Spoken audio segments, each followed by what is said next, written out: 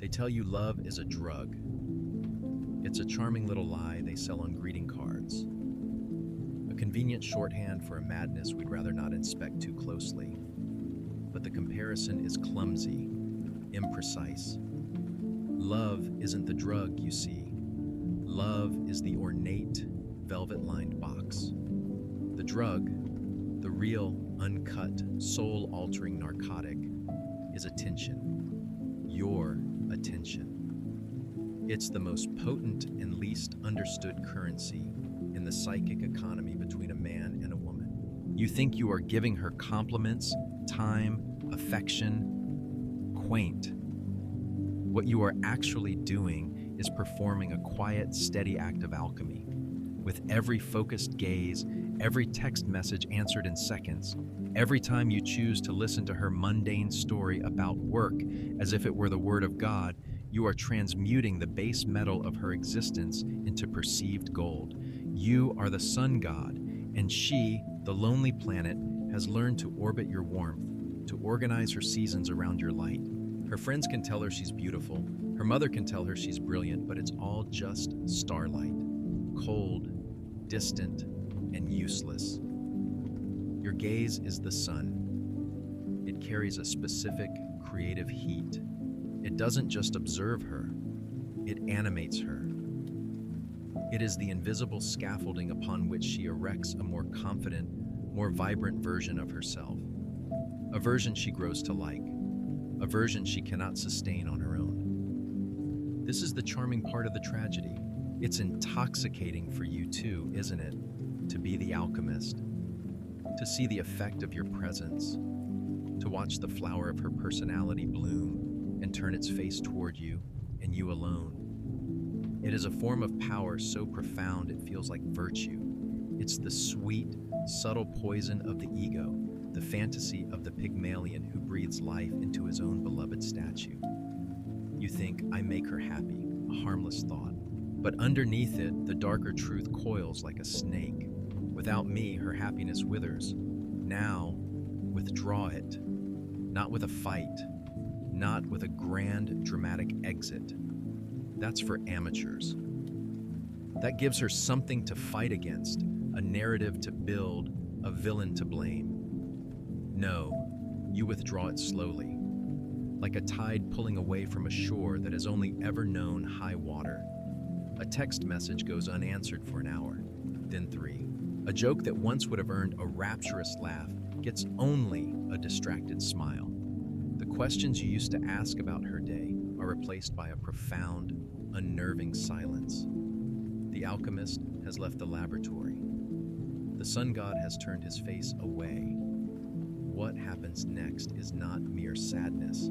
It is not loneliness. It is a violent metaphysical crisis.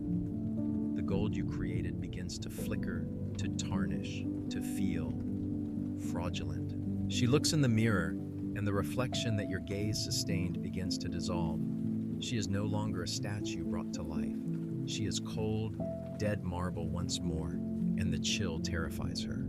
Her mind, the frantic servant of her ego, launches a desperate investigation. It replays every conversation, dissects every silence, analyzes every gesture, searching for the formula, the magic words, the ritual that will bring the alchemist back to his work.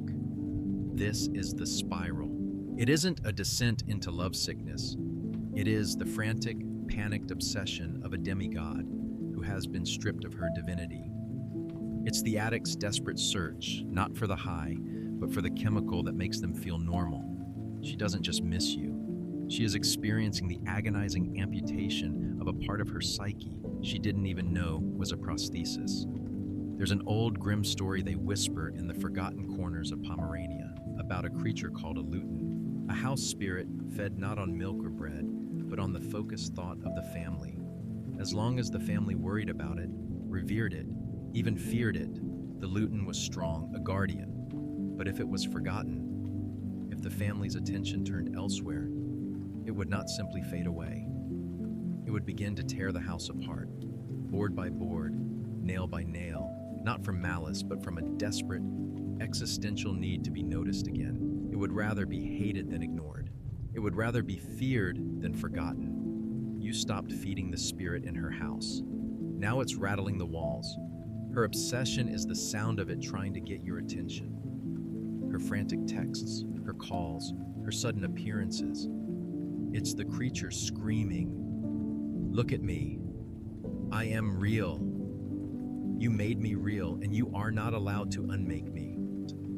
Recent research, hidden in dry academic journals from late 2024, touches on this, though they give it sterile, lifeless names like attentional validation dependency. They use fMRI scans to show how the neural pathways activated by a romantic partner's consistent, focused attention are the very same ones implicated in addiction and substance abuse. They note that the withdrawal of this attention triggers a response in the amygdala and anterior cingulate cortex, indistinguishable from physical pain. They call it a maladaptive attachment style. How polite. They may as well call a forest fire a rapid oxidation event.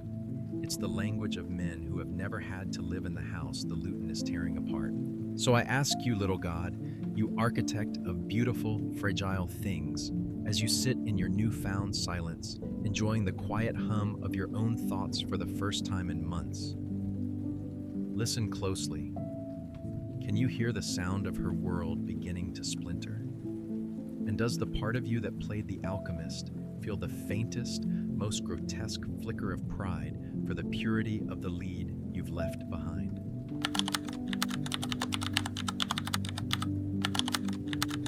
When you leave, you take a piece of her she didn't know was yours. The mirror keeps a ghost, a shape you used to fill. She searches for its host, but finds the silence still. Do you imagine she weeps for you? That her tears are for the loss of your arms, your laughter, your shared future? Oh, you beautiful, arrogant fool. She may believe that herself. It's the simpler story, but the truth is a far more grotesque and fascinating thing. She is not mourning a lost love. She is a detective at the scene of a crime, and the victim is herself. When you withdrew your attention, you did more than just leave a vacancy in her bed. You created a negative space, a perfect U-shaped void in the very fabric of her identity. She doesn't just miss your presence, she misses the woman she was allowed to be in your presence. The witty one, whose jokes you always laughed at. The beautiful one who caught your eye across a crowded room. The wise one whose advice you sought. These versions of her, validated and magnified by your alchemical gaze, were the brightest rooms in the house of her ego. And you, dear man, have just walked away with the only key. Now, she wanders the darkened corridors of her own mind, her hand brushing against the walls, feeling for a light switch that is no longer there. This is the obsession. It is not a romantic pining. It is a frantic, intellectual, and spiritual scavenger hunt. Her mind, in a desperate act of self-preservation, becomes a relentless archive. It unspools the tape of your last conversation, playing it backward and forward, listening for a change in tone, a hidden frequency. It scrolls through photographs, not to see your face, but to see her own, to try and remember what it felt like to be that woman, smiling so effortlessly beside you. She is trying to solve the riddle of her own diminishment. The philosopher Soren Kierkegaard wrote of the sickness unto death, the deepest state of despair. This despair, he said, wasn't a wish for death, but the torment of a self that cannot reconcile itself with itself. It is the agony of being unable to die, yet unable to live as the person you are. Your withdrawal has plunged her into a quiet, suburban version of this sickness. The self she was is gone. The self she is now feels like an imposter, a pale imitation. Her obsession is her mind's desperate attempt to either resurrect the old self or kill the new one. It's a bizarre form of phantom limb syndrome. She feels the ache of a part of her that was amputated, a part she mistook for her own flesh, but was, in reality, your psychic appendage. The obsession is the compulsive scratching of an itch that is no longer there. It is the ghost of your approval twitching in her nerves. And here in this darkness is a strange and fragile seed of hope. Because in this frantic, obsessive search through the rubble of her personality, she might, by accident, stumble upon something she had long forgotten, a dusty, boarded-up room in her own house that she never showed you, a strength she never needed you to validate, a forgotten hobby, a strange thought, a core of resilience that was hers and hers alone. The obsession, this terrible fever, might just be the thing that burns away the disease of her dependency. She might pick up a paintbrush or book a flight to a city you both hated, or simply learn to enjoy the taste of coffee in a silent apartment. It is a small, quiet rebellion, the first shoots of grass cracking through the concrete of her grief. Most of the time, this doesn't happen. Most of the time, she will simply try to find a new alchemist to turn her lead back into gold. But the possibility, it hangs in the air, doesn't it? The possibility that your absence could be the most profound gift you ever gave her. A terrible, painful, unwanted gift that forces her to finally build a house that needs no outside key. So I'll ask you this in a whisper, so only you can hear.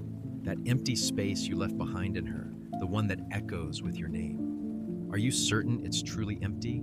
Or are you simply afraid that if you listen closely enough, you will eventually hear the sound of someone else beginning to build in the dark?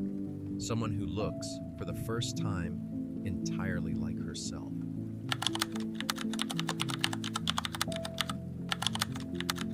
Society tells a man he is a predator, so he fears the cage of his own peace.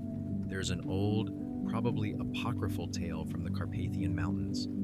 It's about a man who could become a wolf. Not a monster, mind you, just a wolf. He spent his youth in the chase, chasing deer for his supper, chasing rival wolves from his territory, chasing the sheer, mad thrill of the moon on a winter's night. The chase was his identity. The chase was his meaning. One day, an old she-wolf, tired of his howling, told him, "The greatest prize is the clearing where you no longer need to run." He scoffed. What idiocy. A wolf who does not run is a dead wolf. Years passed. His muscles ached. His fangs grew dull. He finally chased down the one doe he'd pursued for a whole season. He caught her. He stood over her, victorious, and nothing. The thrill was gone, replaced by a hollow exhaustion. Remembering the old wolf's words, he left his prize and found a quiet, sunlit clearing. He lay down, feeling the warmth seep into his old bones. And for the first time in his life, he was utterly, profoundly terrified. The silence was louder than any hunt. The peace felt like a predator stalking him. Let's talk about you, my friend. Let's talk about the wolf. Why do you chase? We've dissected her obsession. But what about yours? The relentless, socially sanctioned pursuit of a woman's attention. You are conditioned for it from birth. It is the modern man's great, heroic quest. From the playground to the boardroom, you are taught that your value is measured by your ability to pursue and acquire. Chase the grade, chase the promotion, chase the ball. And above all, chase the girl, the one who is just out of reach, the one who poses a challenge, the one whose capture will signify your status to the other wolves. It's a magnificent cosmic joke. Society hands you the script for the predator. She is given the script for the elusive prey, and you both perform your roles with theatrical sincerity. The chase becomes a flirtatious dance, a game of calculated advances and coy retreats. It's dancing with a wolf wearing a wedding dress. You're both aware of the teeth, but you're pretending it's a waltz. Her feigned indifference, her playing hard to get, is the scent that keeps your predator brain engaged. And you, bless your heart, you run. You text, you call, you plan, you provide, you perform. You run until you catch her. And then what? You are in the clearing. You have the prize. And a terrifying, unspoken thought begins to creep in from the edges of your consciousness. Now I have to stay here. The thrill of the hunt gives way to the tedious logistics of maintaining the den. The chase, which gave you purpose and validated your masculine ego, is replaced by relationship, compromise, routine. The very peace you thought you wanted now feels like a cage. A comfortable, well-appointed cage, perhaps with Netflix and shared dinners, but a cage nonetheless. And the wolf inside you begins to pace, restless and miserable. Your withdrawal of attention, your slow retreat into silence is not always a cold, calculated tactic to drive her mad. Sometimes, often, it is the wolf trying to chew its own leg off to escape the trap. It is an act of rebellion not against her, but against the clearing, against the suffocating peace. You withdraw not to reclaim your power over her, but to reclaim the familiar, addictive thrill of being alone and on the hunt again. Or more terrifyingly, to face the silence you've been running from your entire life. Nietzsche talked about the Übermensch as one who overcomes himself. The ultimate act of self-overcoming for the modern man is not to win the chase. It is to overcome the pathetic, primal need to chase in the first place. It is to find the sunlit clearing and not be terrified by its silence. It is to sit with yourself and realize you are enough company. This is the strange liberation. It isn't about freedom from her, it's about freedom from the wolf. So you pull back, you ghost, you become distant, and she, playing her role perfectly, begins to chase you. The polarity reverses, the game resets, and for a fleeting, intoxicating moment, you feel that old thrill again. But it's a hollow echo. You're not a wolf anymore. You're just a man who is afraid of quiet rooms. So I dare you, hunter, the next time you feel the urge to run, either towards a woman or away from one, just stop. Stand perfectly still. Don't check your phone. Don't fill the silence. Just stand there, in the middle of your own metaphorical clearing, and listen to the frantic, terrified beating of your own heart. And then tell me, who exactly have you been running from all this time? When the puppeteer drops the strings, the doll learns to pull back. Imagine this: a dusty, forgotten theater. On the stage lies a single marionette, its limbs tangled, its painted smile chipped. You are the puppeteer. You've grown bored of the play. You've dropped the control bar, the strings have gone slack, and you have walked away, back to the quiet of your own life. You feel a sense of release, of freedom. But you make a mistake. You glance back at the stage. The marionette is no longer lying down. It is sitting up. Its wooden head is slowly, impossibly turning to look at you. The strings are not slack. They are taut, humming with a strange new tension. And they are not rising up to the rafters, but stretching out into the darkness of the theater, into the void. Something else has picked up the strings. And as you watch, paralyzed, the marionette raises one wooden hand and it beckons. When you withdraw your attention, you imagine her mind spiraling into a passive, grief-stricken obsession. You imagine her alone in her room, weeping, rereading your old messages. A sad, pathetic image that allows you to feel both powerful and vaguely guilty. You are wrong. Her obsession is not a state of passive decay. It is the process of a new and terrible energy gathering.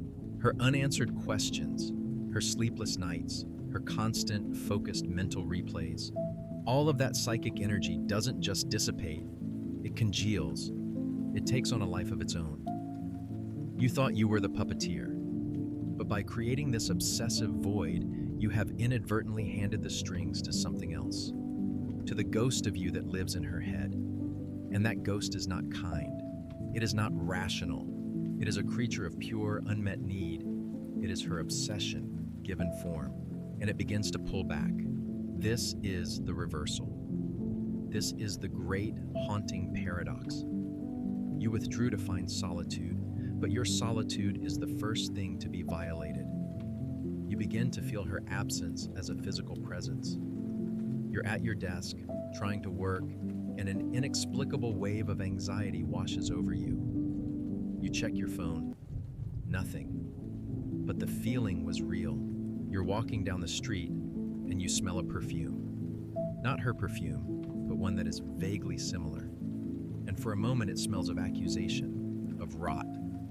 You see the back of a woman's head in a cafe, and for a sickening second your heart leaps, convinced it is her, before the stranger turns and breaks the spell. These are not coincidences. This is the marionette, pulling on the strings. Her obsessive thoughts about you create a psychic tether. Carl Jung would have had a field day with this. He would call it the anima, the feminine soul image you projected onto her. You gave it life, you gave it a face, and then you abandoned it. A scorned anima does not simply vanish. It retreats into your own unconscious and turns into a fury. It becomes a vengeful spirit that haunts you from the inside out. It uses the details of the world to remind you of its existence. It is her obsession, weaponized by your own psyche against you. A rather unsettling 2025 paper from a fringe cognitive dynamics institute in Germany called this phenomenon limbic haunting.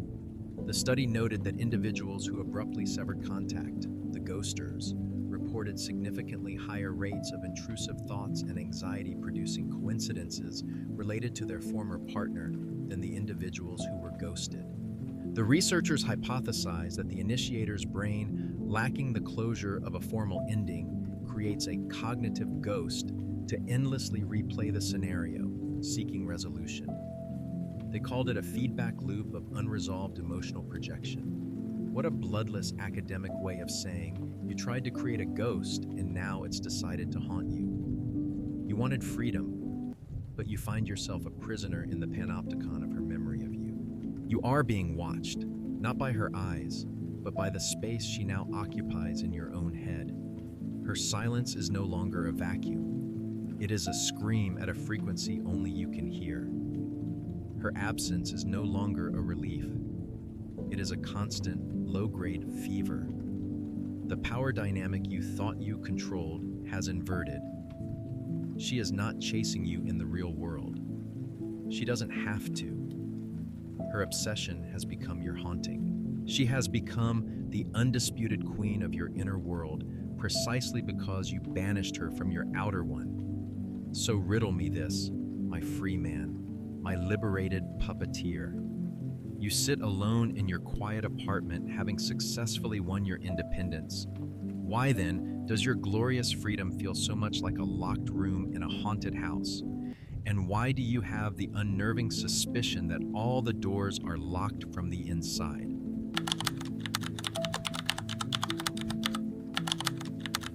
True sanctuary is not found in another's heart, but built from your own broken bones. I'm going to tell you a secret now, a dangerous one, the kind of truth that, once heard, can't be unheard. It's not a secret for boys, and it's certainly not for the romantics. It's for the man who has been the wolf and the puppeteer and the haunted. It's for the man who is tired. The goal is not to be desired.